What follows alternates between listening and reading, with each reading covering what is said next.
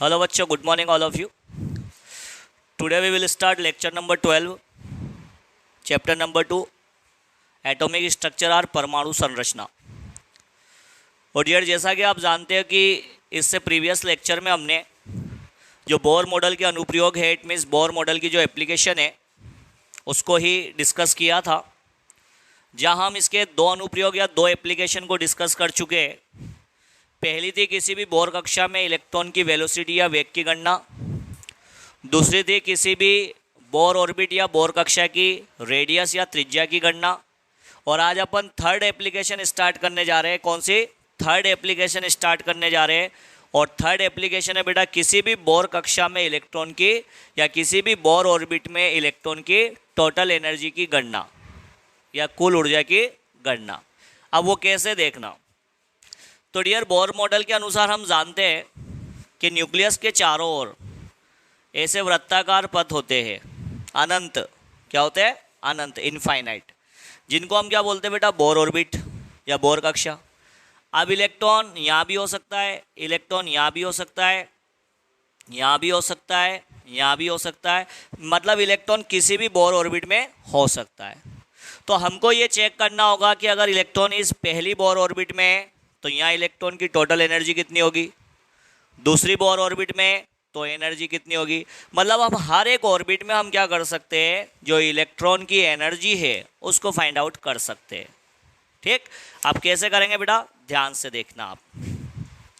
तो मैं तो बस इतना सा बताना चाह रहा था यहाँ तो कि भैया किसी भी बोर ऑर्बिट में जो इलेक्ट्रॉन की हम टोटल एनर्जी है उसको कैसे कैलकुलेट करते हैं, उसके लिए कौन सा फॉर्मूला यूज़ करते हैं, उसका अपन को क्या करना है? डिराइव करना है। इट मीन्स उसकी व्युत्पत्ति करनी है। तो देखो बेटा कैसे करेंगे, सिस्टमेटिक ढंग से, ध्यान से सुनना। बात आती है डियर, इलेक्ट्रॉन की जो कुल ऊर्जा होती है, इलेक्ट्रॉन की जो कुल ऊर्जा जो होती है वो इस इलेक्ट्रॉन की गतिज ऊर्जा, उसकी गतिज ऊर्जा इट मीन्स काइनेटिक एनर्जी, और प्लस स्थितिज ऊर्जा। कौन सी? स्थितिज ऊर्जा इट मीन्स पोटेंशियल एनर्जी। कौन सी बेटा? Potential energy. दोनों के सम के क्या होती है? इक्वल होती है। मतलब किसी भी इलेक्ट्रॉन की जो टोटल एनर्जी होगी वो काइनेटिक एनर्जी और पोटेंशियल एनर्जी दोनों के योग के या दोनों के सम के बराबर होगी। ठीक, इट मीन्स हम ये बोल सकते हैं कि जो ई टोटल होगा वो इक्वल टू क्या होगा? Kinetic energy and plus potential energy, या फिर गतिज ऊर्जा और प्लस स्थितिज ऊर्जा। अब बेटा हम जानते हैं चूंकि गतिज ऊर्जा इट मीन्स काइनेटिक एनर्जी बराबर होता है 1/2 mv²। जानते हो कि नहीं जानते हो? काइनेटिक एनर्जी इक्वल टू क्या होता है? 1/2 mv²। ये अपन पढ़ते भी है।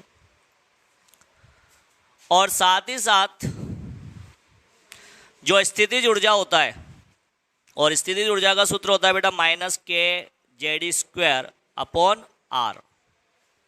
जो स्थितिज ऊर्जा का सूत्र है, ये दो सूत्र याद रख लेना बस। Kinetic energy equal to 1/2 mv², और स्थितिज ऊर्जा बराबर क्या होगा बेटा? -kZd²/r। ठीक, अब फिर हम आगे बढ़े तो बेटा इन दोनों के मान को अपन यहाँ रख लेते हैं। रखे तो क्या हो जाएगा? ई टोटल इक्वल टू क्या होगा? काइनेटिक एनर्जी की जगह तो 1/2 mv², और प्लस माइनस क्या होगा? प्लस माइनस क्या होगा? माइनस। तो ये हो जाएगा -kZd², and now that is the upon r। इतना आ गया। अब बेटा फिर अपन बात करेंगे बोर मॉडल से। किससे? बोर मॉडल से। तो बेटा बोर मॉडल के आपने पोस्टुलेट्स देखे या बोर मॉडल के आपने अभिग्रहित देखे, और उसमें एक अभिग्रहित या एक पॉइंट ये था कि जब इलेक्ट्रॉन न्यूक्लियस के चारों ओर चक्कर लगाता है तो इलेक्ट्रॉन पर एक साथ दो बल कार्य करते हैं या दो फोर्स वर्क करते हैं, जिसमें से एक होता है सेंट्रीफ्यूगल फोर्स जिसको अपन बोलते हैं अपकेंद्री बल, और दूसरा होता है बेटा इलेक्ट्रोस्टैटिक फोर्स जिसको अपन बोलते हैं स्थिर विद्युत आकर्षण बल। हाँ तो डियर बात आती है बोर मॉडल के अकॉर्डिंग चले तो बोर मॉडल का एक पोस्टुलेट्स या एक अभिग्रही थे कि जब इलेक्ट्रॉन न्यूक्लियस के चारों ओर लगातार चक्कर लगाता है तो उस पर एक साथ दो फोर्स या दो बल कार्य करते हैं। एक इलेक्ट्रॉन को बाहर की ओर खींचता है जिसको अपन अपकेंद्री बल या सेंट्रीफ्यूगल फोर्स कहते हैं, और एक इलेक्ट्रॉन को अंदर की ओर खींचता है जिसको हम क्या बोलते हैं, स्थिर वैद्युत आकर्षण बल या इलेक्ट्रोस्टैटिक फोर्स बोलते हैं। अब बोर मॉडल में ये बोला गया है कि दोनों फोर्स जो होते हैं ना, इनकी डायरेक्शन तो एक दूसरे के अपोजिट होती है, बट इनका मान क्या होता है, समान होता है। तो क्या लिख सकते हैं हम, अपकेंद्री बल बराबर स्थिर वैद्युत आकर्षण बल या centrifugal force equal to electrostatic force. अब अगर अपन देखें बेटा, अपकेंद्री बल की बात करें तो उसको तो लिखते हैं mv²/r, ये अपन ने ऑलरेडी देखा है बोर मॉडल में। और जो स्थिर वैद्युत आकर्षण बल या इलेक्ट्रोस्टैटिक फोर्स ऑफ अट्रैक्शन होता है उसको अपन बोलते हैं kZd², and now that is the upon r²।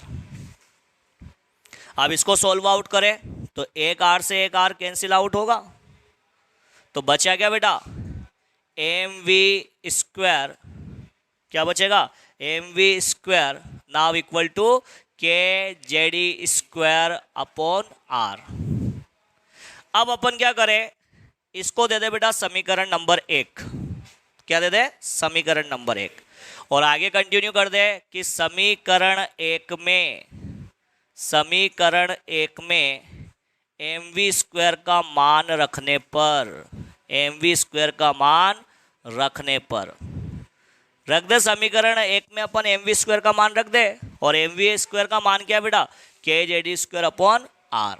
तो रखे, तो देखो समीकरण 1 देखे तो ई टोटल इक्वल टू 1/2 ऑलरेडी है, mv² की वैल्यू रख दो, और mv² की वैल्यू क्या है, kZd² नाउ अपॉन r। और फिर यहाँ आगे क्या है, minus kZd² and now that is the upon r। अब बेटा इसको अपन सॉल्व करें तो ई टोटल इक्वल टू, सुनना, ये आधा kZd²/r और ये पूरा kZd²/r, मतलब 1 kZd²/r और हाफ kZd²/r। तो सीधी सी बात है, 0.5 - 1 करो, 0.5 - 1 करो तो क्या आएगा, -0.5 ही आएगा। क्या आएगा, -0.5 ही आएगा। तो यहां पर भी क्या करा, 0.5 - 1, 0.5 - 1, तो क्या आना है, -0.5 ही आना है। मतलब इसको जब सॉल्व करोगे तो आंसर क्या आएगा, -kZd²/2r।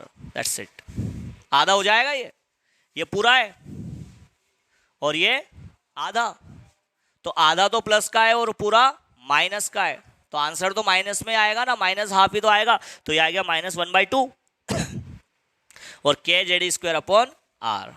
Is that clear? चलो ठीक। अब बेटा अपन क्या करें, इसको दे दे समीकरण नंबर 2।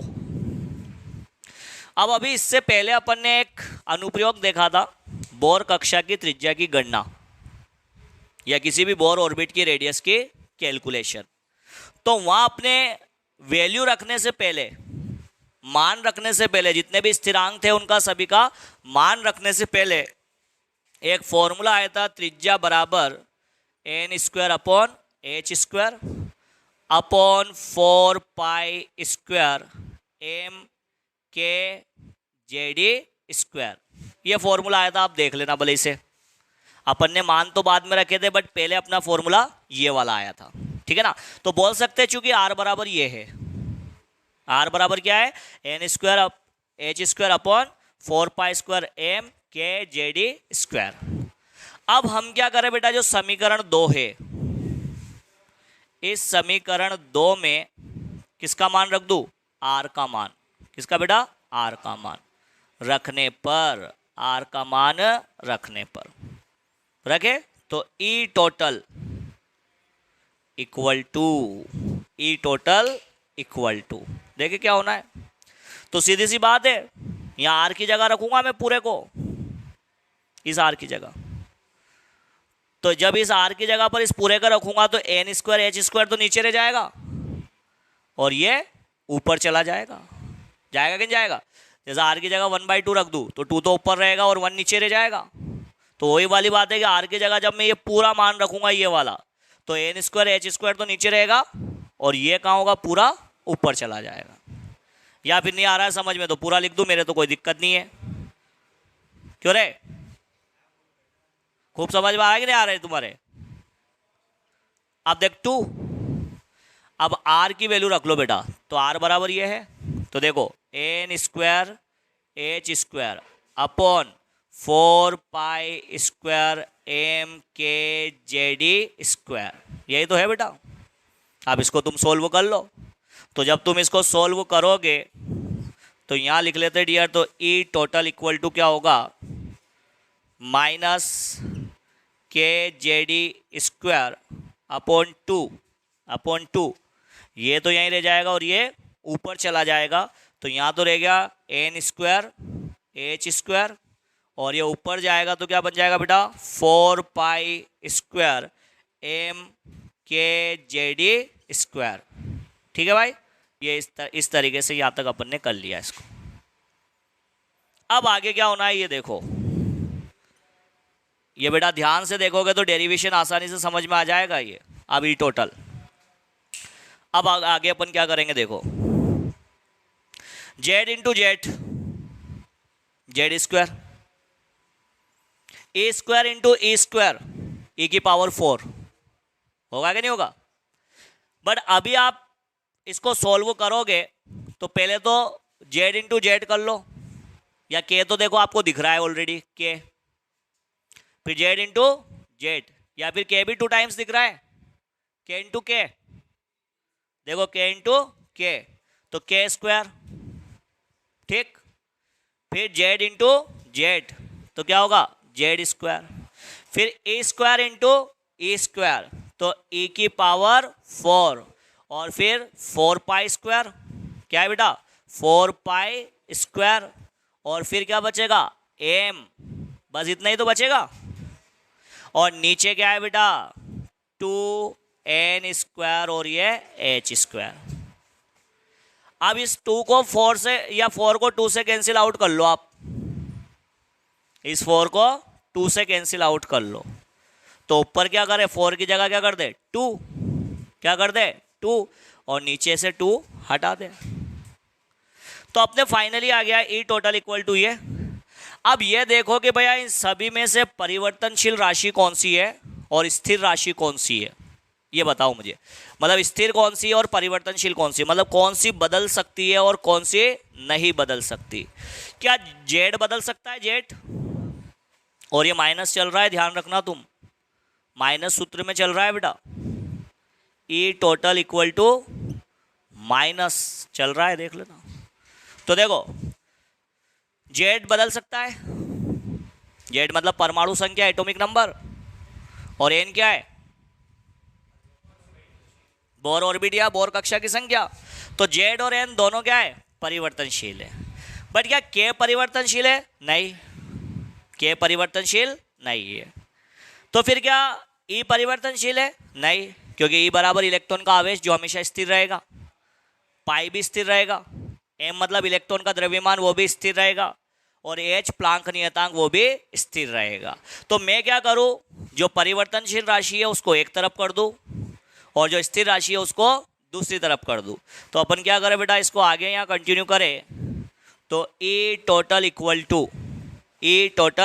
इक्वल टू क्या करें बेटा, परिवर्तनशील को निकाले तो माइनस है ही सही ऑलरेडी, जेड स्क्वायर परिवर्तनशील है अपॉन एन स्क्वायर परिवर्तनशील है। स्थिर राशि कौन सी होगी बेटा, के स्क्वायर ई की पावर 4, फिर 2 पाई स्क्वायर और m, और अपॉन नीचे में क्या है बेटा, h स्क्वायर, ये देख लो। अब हम क्या करें बेटा, जो स्थिर राशि है उसका मान लिख ले पहले CGS पद्धति में, और फिर उसी मान को बेटा इस सूत्र में क्या करें अपन रख दे। तो जब फाइनली जो सूत्र निकल कर आएगा वही सूत्र इलेक्ट्रॉन की कुल ऊर्जा की गणना के लिए हम यूज करेंगे।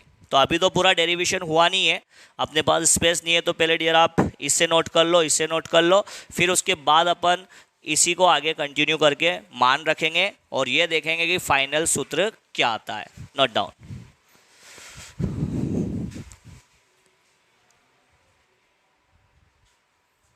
हाँ तो डियर बात आती है, अब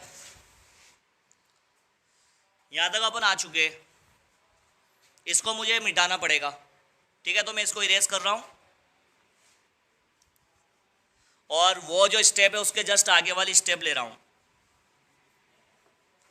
तो बेटा सीजीएस पद्धति में जो स्थिर राशि है उसके मान लिख लेते हैं पहले अपन। इसके जस्ट बाद जो फाइनली स्टेप होगी वो अपन स्टार्ट करने जा रहे हैं। तो सीजीएस पद्धति में सारी जो स्थिर राशि है वो अपन देख लेते हैं बेटा कौन कौन सी है।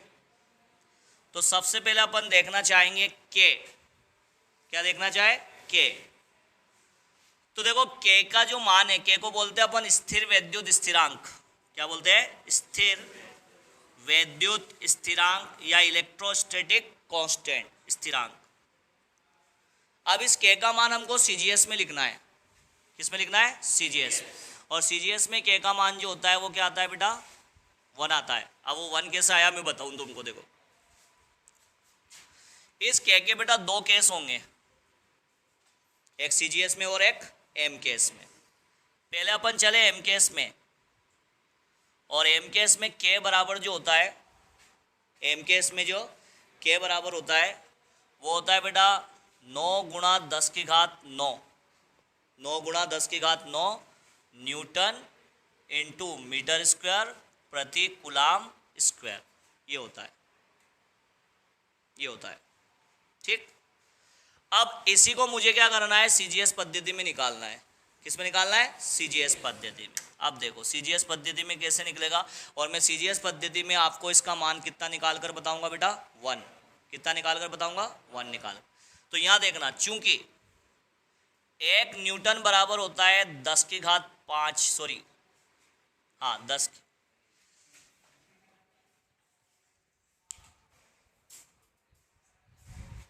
सुनना, 1 न्यूटन बराबर होता है 10 की घात 5 डाइन। क्या होता है? 10 की घात 5 डाइन। और डाइन जो है एक सीजीएस पद्धति में इकाई है। ठीक है। और 1 मीटर इक्वल टू होता है 10 की घात 2 सेंटीमीटर। क्या होता है बेटा? 10 की घात 2 सेंटीमीटर। और 1 कूलाम बराबर होता है, 1 कूलाम, 1 कूलाम बराबर होता है 3 गुणा 10 की घात 9 ESU। और ESU को बोलते हैं अपन स्टेट कूलाम। क्या बोलते हैं? स्टेट कूलाम या इलेक्ट्रोस्टैटिक यूनिट। ठीक है। तो ये तो देखो अभी जो मान लिखा अपन ने वो किस में लिख रखा है बेटा? एम केस में। अब मैं सीजीएस में मान निकालूं तो देखो सीजीएस में अपन मान निकालते हैं इसका। सीजीएस में ध्यान से सुनना, एम केस को लेके चलो तो के बराबर क्या लिखेंगे? के बराबर 9 गुणा 10 की घात 9 गुणा 1 न्यूटन बराबर 10 की घात 5 डाइन। तो मैं क्या कर दूं? न्यूटन की जगह क्या कर दूं? 10 की घात 5 डाइन इंटू मीटर स्क्वायर। और 1 मीटर बराबर 10 की घात 2। तो 1 मीटर स्क्वायर बराबर क्या हो गया? 10 की घात 4। 1 मीटर बराबर क्या है? 10 की घात 2। और मुझे मीटर का स्क्वायर करना, मतलब 10 की घात 2 का क्या करना? स्क्वायर। तो वो क्या हो गया बेटा? 10 की घात 4। क्या हो गया? 10 की घात 4। यहाँ तक क्लियर है? अब अपन यहाँ देखें, ये तो हो गया न्यूटन की जगह तो हो गया 10 की घात 5 डाइन। ठीक। इंटू यहाँ मीटर स्क्वायर की जगह क्या हो जाएगा? Centimetre square. यहाँ तक क्लियर हुआ बेटा? आगे बढ़ लो। अब अपोन में आ जाए अपन, अपोन में तो क्या है? Coulomb square. और 1 कूलाम बराबर क्या होता है? 3 गुणा 10 की घात 9।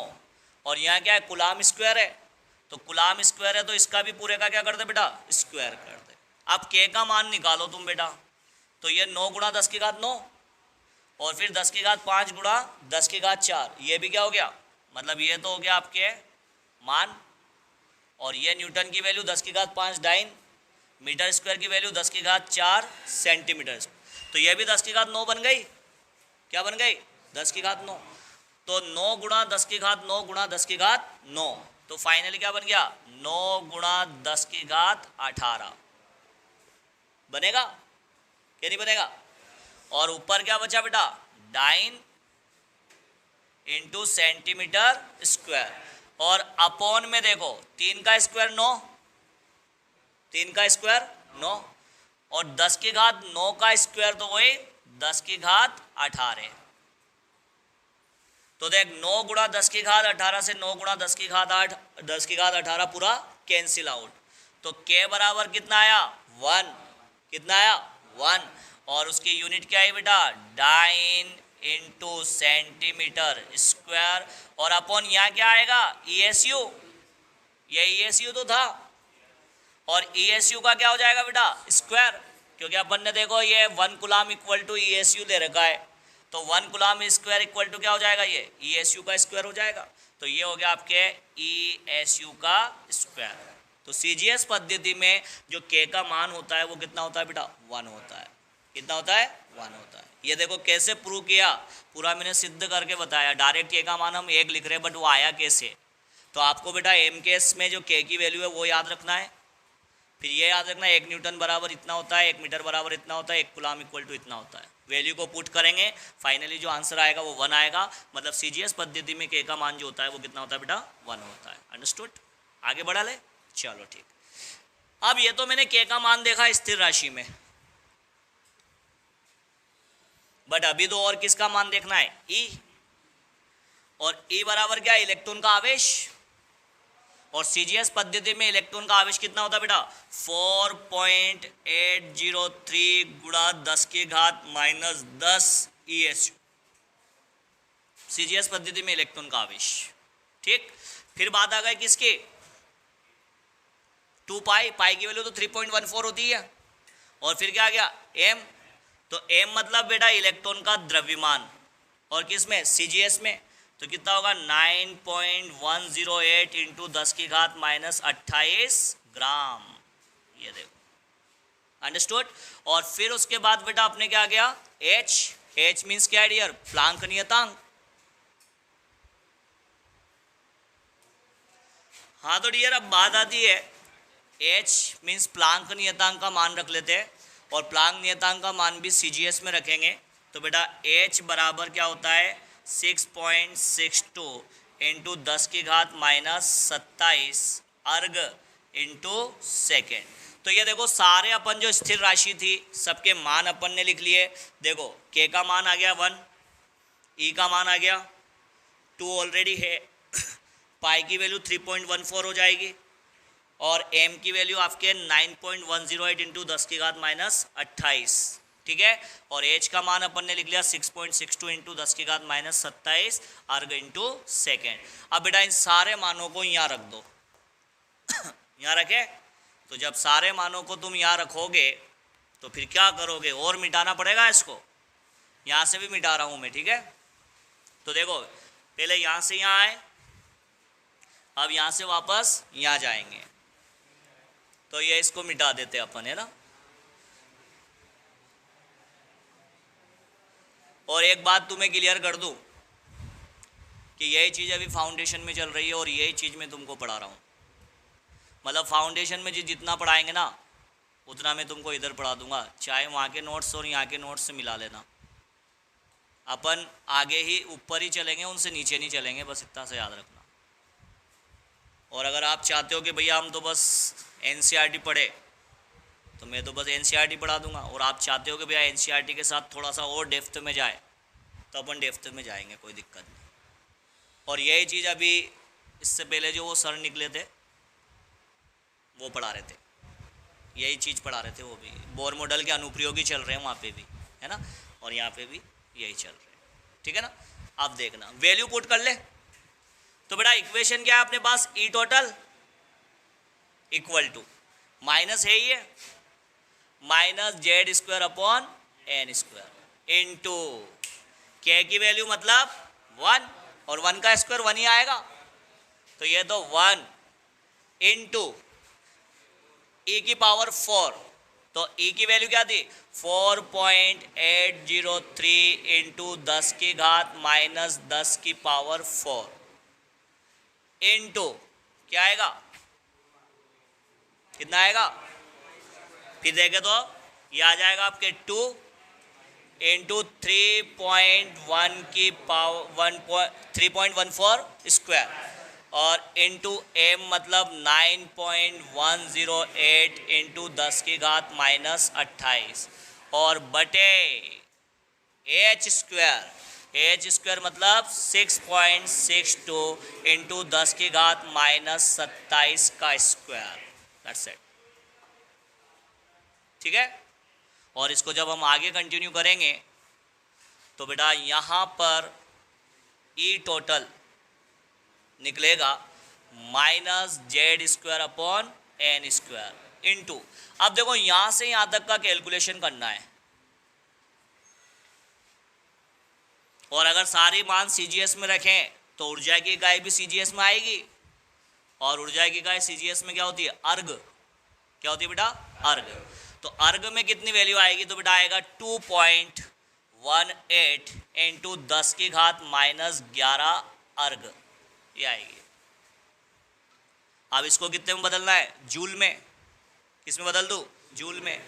तो एक अर्ग बराबर क्या होता है, 10 की घात -7 जूल। कितना होता है, 10 की घात -7 जूल। तो फिर अपने पास क्या इक्वेशन आ जाएगी, total energy equal to -z² into 2.18 into 10 की घात -18 जूल, ये जूल। और अगर बेटा इसको इलेक्ट्रॉन वोल्ट में निकाले तो E टोटल इक्वल टू होगा -z² और सारा कुछ कैलकुलेट करोगे तो 13.6 इलेक्ट्रॉन वोल्ट। अब ये कैसा आया, तो देखो चूंकि एक इलेक्ट्रॉन वोल्ट बराबर होता है 1.602 इंटू 10 की घात -19 जूल। एक इलेक्ट्रॉन वोल्ट बराबर ये होता है, तो हमको तो 1 जूल का मान इलेक्ट्रॉन वोल्ट में निकालना है। तो सीधी सी बात है, 1 जूल बराबर क्या हो जाएगा, 1/1.602 इंटू 10 की घात -19 इलेक्ट्रॉन वोल्ट। तो आप इस जूल के प्लेस पर क्या रख दोगे, ये मान रख दो, और जब जूल के स्थान पर आप ये मान रख दोगे, पूरा कैलकुलेट करोगे तो फाइनली आ जाएगा 13.6 इलेक्ट्रॉन वोल्ट। तो बेटा एक सूत्र ये, अगर ऊर्जा का मान अर्ग में निकालना है तो इससे निकाल देना, ऊर्जा का मान अगर जूल में निकालना है तो इससे निकाल देना, और अगर ऊर्जा का मान इलेक्ट्रॉन वोल्ट में निकालना है तो इससे निकाल देना। तो ये तो फाइनली डियर अपन ने सूत्र की व्युत्पत्ति कर ली। अब मैं इससे सीधा साधा आपसे एक क्वेश्चन पूछ लेता हूं, बहुत सिंपल सा, मुझे आंसर चाहिए। जेड बराबर क्या है, जेड बराबर क्या है, परमाणु संख्या या एटॉमिक नंबर, और एन बराबर क्या है, बोर ऑर्बिट का नंबर या बोर कक्षा की संख्या। एक बेटा क्वेश्चन में तुमसे पूछ रहा हूं, हाइड्रोजन एटम के फर्स्ट बोर ऑर्बिट में या प्रथम बोर कक्षा में इलेक्ट्रॉन की कुल ऊर्जा ज्ञात करो, और वो भी किसमें, इलेक्ट्रॉन वोल्ट में। यह क्वेश्चन है। हाइड्रोजन परमाणु है और उसकी फर्स्ट बोर ऑर्बिट में हमको क्या करना है बेटा, इलेक्ट्रॉन की टोटल एनर्जी को कैलकुलेट करना है। तो सीधी सी बात है, जब इसको अपन सॉल्व करते हैं बेटा, तो हाइड्रोजन एटम अपने पास है और हाइड्रोजन एटम का जेड कितना होता है, परमाणु संख्या या एटॉमिक नंबर कितना होता है, 1। और कौन सी बोर ऑर्बिट है बेटा, 1। तो एन का मान भी 1, और निकालना किस में, इलेक्ट्रॉन वोल्ट में। तो ये वाला सूत्र लेके चलेंगे तो बेटा अपन फाइंड आउट करेंगे। तो E total equal to -z² मतलब 1 का स्क्वायर अपॉन n स्क्वायर मतलब 1 का square. So -1/1 and now into 13.6 electron volt. तो finally E total equal to कितना हो जाएगा, -13.6 इलेक्ट्रॉन वोल्ट। That's it. अब बात आती है कि ऊर्जा जो होती है वो स्थायित्व के व्युत्क्रमानुपाती होती है। ऊर्जा जो होती है, याद रखना ये पॉइंट कि ऊर्जा जो होती है वो स्थायित्व के क्या होती है बेटा, व्युत्क्रमानुपाती। तो अगर परमाणु में इलेक्ट्रॉन स्थायी है, अगर परमाणु में इलेक्ट्रॉन स्थायी है तो ऑफ कोर्स उसकी ऊर्जा क्या होगी, कम होगी। इसलिए याद रखना कि जब तक इलेक्ट्रॉन परमाणु में है तब तक उसकी ऊर्जा का मान क्या निकलेगा बेटा, ऋणात्मक निकलेगा। और ऋणात्मक ऊर्जा क्या दर्शा रही है, ऊर्जा में कमी। और अगर इलेक्ट्रॉन की ऊर्जा में कमी होगी तो उसके स्थायित्व में क्या होगी, वृद्धि होगी। तो याद रखना केवल अनंत पर, किस पर बेटा, अनंत पर जो इलेक्ट्रॉन की ऊर्जा का मान होता है वो अधिकतम होता है, और वो कितना होता है, शून्य। इलेक्ट्रॉन की अधिकतम ऊर्जा कितनी होती है, शून्य।